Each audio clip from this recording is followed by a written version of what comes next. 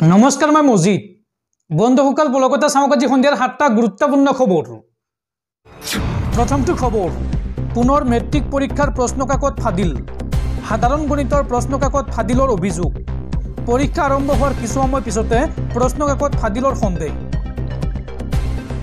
পুনৰ মেট্ৰিকৰ প্ৰশ্নকাকত ফাদিলৰ অভিযোগ এইবাৰ সাধাৰণ গণিতৰ প্ৰশ্নকাকত ফাদিলৰ অভিযোগ আজি আছিল সাধাৰণ গণিতৰ পৰীক্ষা ধুবুৰীৰ জৰুৱাৰ ওচৰত ফাদিল হৈছে মেট্ৰিকৰ প্ৰশ্নকাকত জৰুৱাৰচৰ পাব্লিক হাইস্কুল পৰীক্ষা কেন্দ্ৰত এই ঘটনা সংঘটিত হৈছে পৰীক্ষা আৰম্ভ হোৱাৰ খন্তেক পিছতেই প্ৰশ্নকাকত ফাদিলৰ সন্দেহ পৰৱৰ্তী খবৰ সাংসদ ৰকিবুল হুছেইনক আক্ৰমণ কৰা ঘটনাক লৈ নগাঁও সদৰ থানাত এজাহাৰ দাখিল সাংসদ ৰকিবুল হুছেইনৰ আৰু নগাঁও থানাত উপস্থিত হৈ মহা বিস্ফোৰণ সাংসদ ৰকিবুল হুছেইনৰ মন্তব্য শাসনত থকা বাবে ক্ষমতাই মূৰত ধৰিছে মুখ্যমন্ত্ৰী হিমন্ত বিশ্ব শৰ্মাৰ নগাঁও থানাত উপস্থিত হৈ মহা বিস্ফোৰণ সাংসদ ৰকিবুল হুছেইনৰ আৰু ঘটনা সন্দৰ্ভত এইবাৰ মুখ্যমন্ত্ৰীক আঙুলি টোৱালে ৰকিবুল হুছেইনৰ মন্তব্য বিৰোধীত থাকি দেখুৱাক হিমন্ত বিশ্ব শৰ্মাই শাসনত থকা বাবে ক্ষমতাই মূৰত ধৰিছে মুখ্যমন্ত্ৰীৰ অপৰাধীৰ লগত হোৱাটছএপ কলত কথা পাতে মুখ্যমন্ত্ৰী হিমন্ত বিশ্ব শৰ্মাই আৰু মক আক্ৰমণৰ ঘটনাৰ সৈতে জড়িত নগাঁৱৰ এছপি আৰু ৰূপহীহাটৰ অচি ঘটনাস্থলীৰ ওচৰতে আছিল অচি কিন্তু মোক সহায় কৰিবলৈ নাহিল আৰু অচিজন বিজেপিৰ মদত পুষ্ট অৰ্থাৎ বিজেপিৰ এক প্ৰকাৰ এজন আখ্যা দিছে এই অচিজনক আৰু এছআই জুনমণিৰ এবাৰ মৃত্যুৰ ঘটনাৰ সৈতে জড়িত আছিল তেওঁ এই বিস্ফোৰক অভিযোগ উত্থাপন কৰিছে ৰকিবুল হুছেইনে কয় যে আৰু তাৰ পুৰস্কাৰ হিচাপে তেওঁ ৰূপহীহাট থানাত ৰখা হৈছে মই সহায় বিচাৰি এছপিলৈ ফোন কৰিছিলোঁ কিন্তু মোৰ নম্বৰটো ব্লক কৰি ৰাখিছে এছপিয়ে নগাঁও থানাত উপস্থিত হৈ এই মহা বিস্ফোৰণ সাংসদ ৰকিবুল হুছেইনৰ পৰৱৰ্তী খবৰ দেশৰ লাখ লাখ কৃষকলৈ ভাল খবৰ অহা 24 ফেব্ৰুৱাৰীত দেশৰ লাখ লাখ কৃষকৰ বেংক একাউণ্টত সোমাব পিএম কিষাণ সন্মান নিধিৰ 19 নম্বৰ কিস্তিৰ ধন এই সন্দৰ্ভত কেন্দ্ৰীয় চৰকাৰৰ বৃহৎ ঘোষণা 24 ফেব্ৰুৱাৰীত লাভ কৰিব পিএম কিষাণ সন্মান নিধিৰ 19 নং কিস্তিৰ ধন তালিকাত যদিহে নাম অহা নাই তেন্তে এতিয়াই কৰক অভিযোগ কৰাৰ পিছত আপুনি লাভ কৰিব 19 নম্বৰ কিস্তিৰ ধন পিএম কিষাণ এপৰ জৰিয়তে আপুনি চাব পাৰিব এই তালিকাত আপোনাৰ নাম আছে নে নাই 24 ফেব্ৰুৱাৰীত দেশৰ কোটি কোটি কৃষকৰ একাউণ্টত সোমাব পিএম কিষাণ সন্মান নিধিৰ ধন পুৱাৰ ভাগতে 19 নম্বৰ কিস্তিৰ 2000 টকা লাভ কৰিব কৃষকসকলে ডিবিটি যোগে লাভ কৰিব এই ধন এই ডাঙৰ ঘোষণা কৰিছে কেন্দ্ৰীয় চৰকাৰে দৰ্শকসকল আৰু বহুতো গুৰুত্বপূৰ্ণ খবৰ আছে তাৰ আগতে আপোনাক জনাও যে যদি আপুনি এতিয়ালৈকে এইটো ভিডিঅ'ত লাইক কৰা নাই তেন্তে এতিয়াই ভিডিঅ'টোত লাইক কৰি দিয়ক আৰু এনেকুৱা ধৰণৰ ভিডিঅ' মোৰ নিতৌ চাবলৈ চেনেলটো ছাবস্ক্ৰাইব কৰি কাকত থকা বেল আইকনটো প্ৰেছ কৰি ৰাখক পৰৱৰ্তী খবৰ অসমত চলিছে ল'ৰা ৰজাৰ শাসন প্ৰতিষ্ঠা হোৱাটো প্ৰমাণিত হ'ল সাংসদ ৰকিবুল হুছেইনক আক্ৰমণৰ ঘটনাক লৈ নলবাৰীৰ বিজেপিৰ প্ৰাক্তন বিধায়ক অশোক শৰ্মাৰ এই বিস্ফোৰক মন্তব্য ৰকিবুল হুছেইনৰ আক্ৰমণৰ ঘটনাক লৈ নলবাৰীৰ প্ৰাক্তন বিধায়ক অশোক শৰ্মাৰ বিস্ফোৰণ অশোক শৰ্মাৰ মন্তব্য অসমত ল'ৰা ৰজাৰ শাসন প্ৰতিষ্ঠা হোৱাটো প্ৰমাণিত হ'ল অত্যাচাৰী শাসকৰ বিৰুদ্ধে মাত নমতাটো দেশৰ বাবে ভয়ংকৰ দুটামান আঁচনিৰ লোভত বিৰোধী নকৰাটো কোনো পধ্যই মানি ল'ব নোৱাৰি ৰকিবুল হুছেইনৰ আক্ৰমণে প্ৰমাণ কৰিছে গণতন্ত্ৰ ধূলিসাৎ হোৱাটো আটাইতকৈ বেছি ভোটত জয়ী হোৱা সাংসদজনকেই গুৰুকৈ প্ৰহাৰ কৰা হ'ল গৃহ বিভাগৰ সোপাঢিলা অৱস্থা প্ৰতীয়মান হৈছে এই ঘটনাত সাংসদে যদি আক্ৰমণৰ বলি হয় তেন্তে সাধাৰণ লোকৰ কি হ'ব বিজেপি এৰি কংগ্ৰেছত যোগদান কৰা অশোক শৰ্মাৰ এই বিস্ফোৰক মন্তব্য পৰৱৰ্তী খবৰ সাংসদ ৰকিবুল হুছেইনৰ আক্ৰমণৰ ঘটনাত জড়িত ৰাজ্যৰ গৃহ বিভাগ আৰু মুখ্যমন্ত্ৰী হিমন্ত বিশ্ব শৰ্মা নগাঁও জিলাৰ এছপি আৰু ৰূপহীহাটৰ অচিক নিলম্বন কৰিবলৈ এইবাৰ গৰজি উঠিল অখিল গগৈ অখিল গগৈয়ে লগতে কয় যে সাংসদ ৰকিবুল হুছেইনৰ আক্ৰমণৰ ঘটনাই প্ৰমাণ কৰিলে অসমত বৰ্তমান চলি আছে জংঘল ৰাজ। এই বিস্ফোৰক মন্তব্য অখিল গগৈৰ। ৰকিবুল হুছেইনক আক্ৰমণত জড়িত গৃহ বিভাগ আৰু মুখ্যমন্ত্ৰী হিমন্ত বিশ্ব শৰ্মা। এই বিস্ফোৰক অভিযোগ আনিলে বিধায়ক অখিল গগৈয়ে। অখিল গগৈয়ে লগতে দাবী উত্থাপন কৰে যে শীঘ্ৰেই নিলম্বন কৰক নগাঁও জিলাৰ SP আৰু ৰূপহীহাটৰ OC। এনেকুৱা ঘটনাৰ পুনৰাবৃত্তি নহয় বুলি সদনত বিবৃতি দিব লাগে হিমন্ত বিশ্ব শৰ্মাই। আৰু অসমত এয়া চলি আছে জংঘল ৰাজ, তাৰ জ্বলন্ত উদাহৰণ ৰকিবুল হুছেইনৰ আক্ৰমণৰ ঘটনা।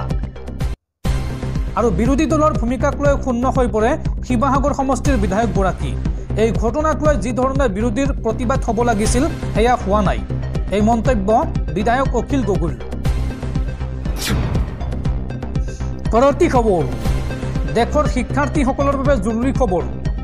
দেশৰ শিক্ষাৰ্থীসকলে পঢ়িব লাগিব কেন্দ্ৰীয় গৃহমন্ত্ৰী অমিত শ্বাহৰ ৰাজনৈতিক উত্থানৰ কাহিনী। এই সন্দৰ্ভত NCERTক আবেদন জনালে কেন্দ্ৰীয় চৰকাৰে। স্কুলৰ পাঠ্যপুথিত এইবাৰ স্থান পাব কেন্দ্ৰীয় গৃহমন্ত্ৰী অমিত শ্বাহে। স্কুলীয়া ছাত্ৰ ছাত্ৰীৰ হাতত তুলি দিয়া হ'ব পাৰে তেওঁৰ ৰাজনৈতিক জীৱনৰ আখ্যান। কেন্দ্ৰীয় চৰকাৰৰ তৰফৰ পৰা এই অনুৰোধ পঠিওৱা হৈছে national council of educational research and training চমুকৈ NCERT। অমিত শ্বাহৰ ফেন ক্লাবৰ তৰফৰ পৰা এই অনুৰোধ অহা বুলি জনাইছে কেন্দ্ৰীয় চৰকাৰে। স্কুলৰ পাঠ্যপুথি তৈয়াৰৰ ক্ষেত্ৰত চূড়ান্ত সিদ্ধান্ত লয় NCERTয়ে। অমিত শ্বাহৰ ৰাজনৈতিক জীৱনী স্কুলীয়া ছাত্ৰই পঢ়িব পৰাকৈ ছপা কৰিবলৈ এই সিদ্ধান্ত সম্পূৰ্ণ তেওঁলোকৰ। সেয়ে NCERTক অনুৰোধ জনাই পত্ৰ লিখিছে কেন্দ্ৰীয় শিক্ষা মন্ত্ৰণালয়ৰ স্কুলীয়া শিক্ষা আৰু সাক্ষৰতা বিভাগে। উত্তৰ প্ৰদেশৰ গোৰখপুৰৰ অমিত শ্বাহ ইউথ ব্ৰিগেড নামৰ এক সংস্থাৰ প্ৰেছিডেণ্ট SK শুক্লই সেইমৰ্মে পিটিশ্যনো দিছিল বুলি জনাইছে কেন্দ্ৰীয় চৰকাৰে। আৰু বিষয়টোক সেয়ে বিশেষভাৱে গুৰুত্ব দিছে কেন্দ্ৰীয় চৰকাৰে।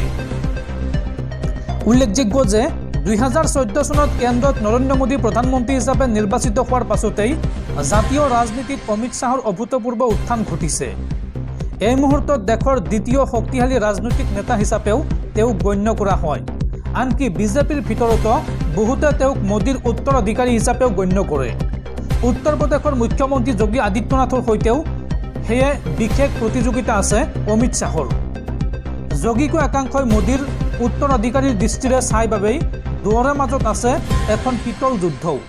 কিন্তু তাৰ মাজতে অমিত শ্বাহৰ ফেন ক্লাব পৰিচালিত হয় উত্তৰ প্ৰদেশৰ গোৰখপুৰৰ পৰা।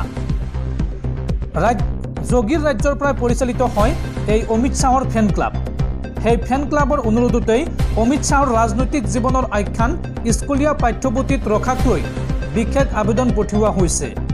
এই বিষয়টো NCERTক বিবেচনা কৰিবলৈকে অনুৰোধ জনাইছে কেন্দ্ৰীয় চৰকাৰে।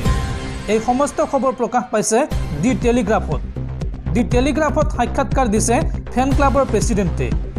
তেওঁ দি টেলিগ্ৰাফক জনাইছে যে বিগত বছৰৰ 18 ডিচেম্বৰত কেন্দ্ৰীয় শিক্ষামন্ত্ৰী ধৰ্মেন্দ্ৰ প্ৰধানক চিঠি লিখি অমিত শ্বাহৰ ৰাজনৈতিক জীৱনৰ আখ্যান স্কুলৰ পাঠ্যপুথিত অন্তৰ্ভুক্ত কৰিবলৈ তেওঁ অনুৰোধ জনাইছিল। আৰু এই অনুৰোধক লৈ NCERTয়ে কি সিদ্ধান্ত লয় সেয়া তেওঁলোকে স্পষ্ট ৰূপত বৰ্তমানো প্ৰকাশ কৰা নাই। অৱশ্যে সক্ৰিয় ৰাজনীতিত যুক্ত কোনো ব্যক্তিৰ জীৱন বৃত্তান্ত পাঠ্যপুথিত অন্তৰ্ভুক্ত কৰাৰ নজিৰ বৰ্তমানলৈকে NCERTত নাই। সেয়ে অমিত শ্বাহৰ জীৱন বৃত্তান্তও প্ৰকাশ পাবনে নাই সেয়া এতিয়াও জানিব পৰা হোৱা নাই। পৰৱৰ্তী খবৰ, সাংসদ ৰকিবুল হুছেইনক আক্ৰমণৰ ঘটনাক লৈ ৰাজ্যজুৰি কংগ্ৰেছৰ উত্তাল প্ৰতিবাদ। মুখ্যমন্ত্ৰী হিমন্ত বিশ্ব শৰ্মাক গৃহ বিভাগৰ দায়িত্বৰ পৰা পদত্যাগৰ দাবী প্ৰতিবাদকাৰীসকলৰ। আৰু এই পৰিস্থিতি নিয়ন্ত্ৰণ কৰিবলৈ বৃহৎ আৰক্ষী বাহিনী মোতায়েন। ঘটনাস্থলীত উত্তপ্ত পৰিস্থিতি। ৰকিবুল হুছেইনৰ আক্ৰমণক লৈ ৰাজ্যজুৰি কংগ্ৰেছৰ উত্তাল প্ৰতিবাদ। ন্যায় বিচাৰি কংগ্ৰেছৰ প্ৰতিবাদ সাব্যস্ত। জিলাই জিলাই প্ৰতিবাদী কাৰ্যসূচী কংগ্ৰেছৰ। গৃহ বিভাগৰ দায়িত্বৰ পৰা মুখ্যমন্ত্ৰীৰ পদত্যাগৰ দাবী প্ৰতিবাদকাৰীসকলৰ। প্ৰতিবাদকাৰীয়ে দাহ কৰিলে মুখ্যমন্ত্ৰীৰ পুত্তলিকা।